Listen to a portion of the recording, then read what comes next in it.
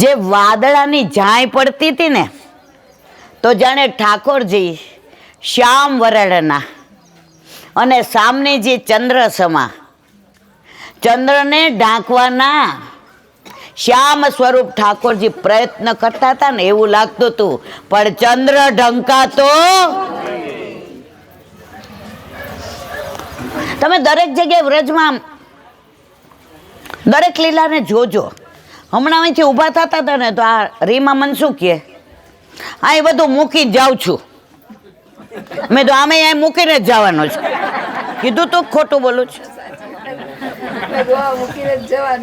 એટલે મેં બેટા આમે મૂકી જાય, પણ આ સમજાતું નથી. પણ આ બધી લીલાઓ જાહેરમાં એટલે નથી કહેતા. એક કવિએ સરસ કહ્યું છે, ભજન ભોજન, ભજન ભોજન ખાન, ભજન ભોજન ખજાના નારી, ભજન ભોજન ખજાના નારી, વો પડદા કી અધિકારી. પેલાના જમાનાનો જ. તમે ભજન કરતા હો ને વ્યક્ત ન કરાય. હું આટલી સેવા કરું, આટલી સામગ્રી કરું. એક બેન મને અઠવાડિયું થાય એટલે ફોન કરે, એ મારો મેસેજ એટલો સરસ થાય ને એલા બેન, કોઈને ત્યાં પાઠ હોય તો મને કહેજો, હું બનાવી દઈશ. એ મારી બુંદી એવી સરસ થાય ને, ઠાકોરજી આરોગ્ય એઠું થઈ જાય. તો ભજન વ્યક્ત ન કરાય, છાનું રખાય. ભોજન પેલાના જમાનામાં ખાતા ને કોઈ આવી જાય ને,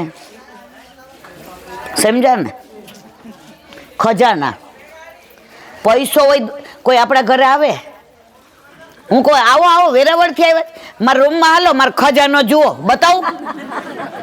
છાનું રાખીએ છીએ ને. અને નારી,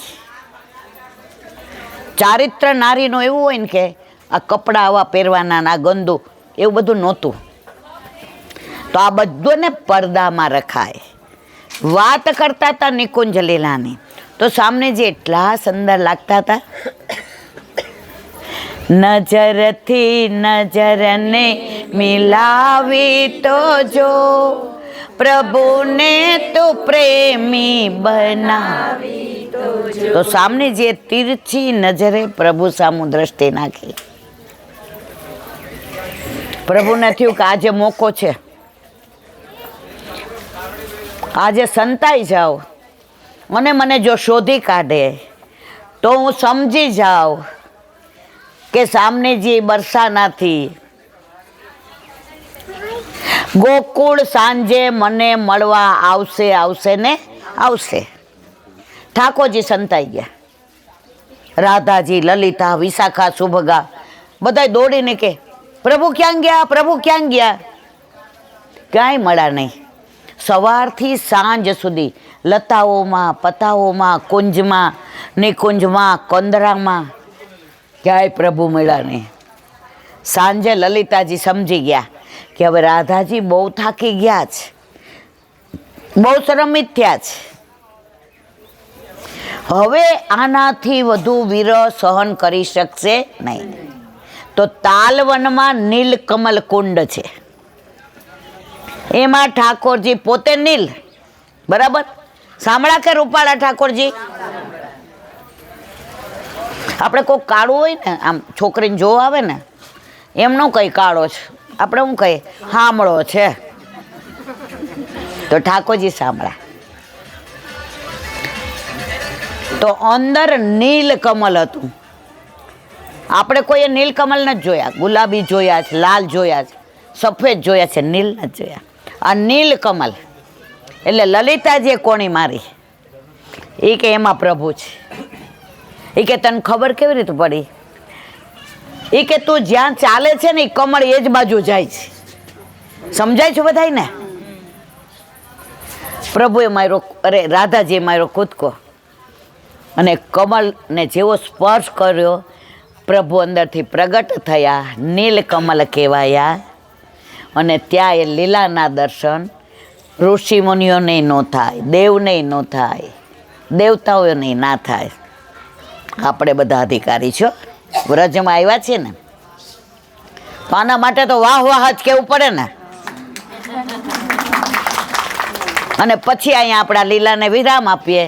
અને હવે આગળ જો કેદારનાથ ને બદ્રીનાથ ને ત્રિવેણી સંગમ ને આપણે આજે ચારધામની યાત્રા કરવાની છે. નરેન્દ્ર મોદી હેલિકોપ્ટર કરે કે ના કરે, આપણી ગાડી હેલિકોપ્ટરમાં આજે જવાનું છે.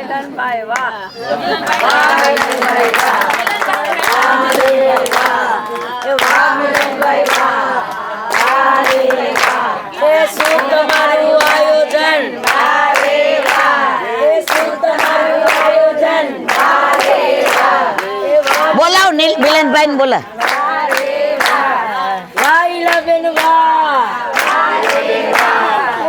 તમારો સત્સંગ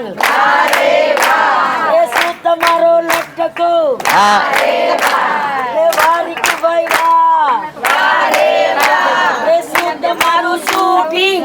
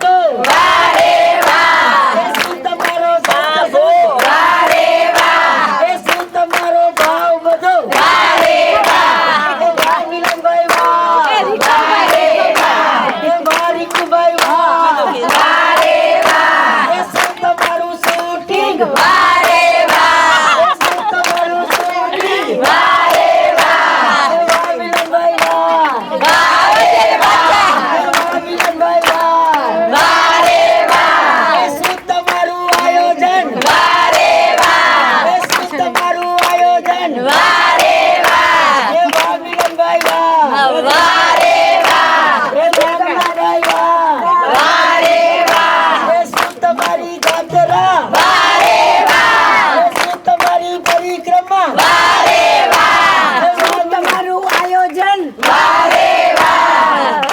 તમારો પ્રસાદ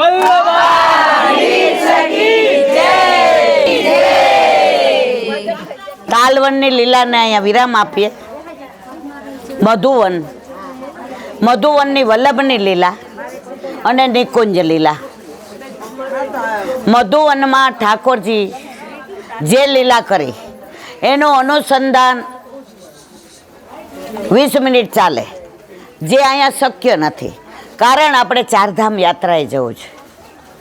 તો મિલનભાઈને કહીએ કે એક દોડ ગાય તો ગરમી ઓછી થાય. એ નામ મિલન છે. ઠાકોરજીથી મિલાવે, વલ્લભથી મિલાવે, વૈષ્ણવથી મિલાવે, એટલે આનંદ છે. 1 મિનિટ રાખો. मेरे बांके बिहारी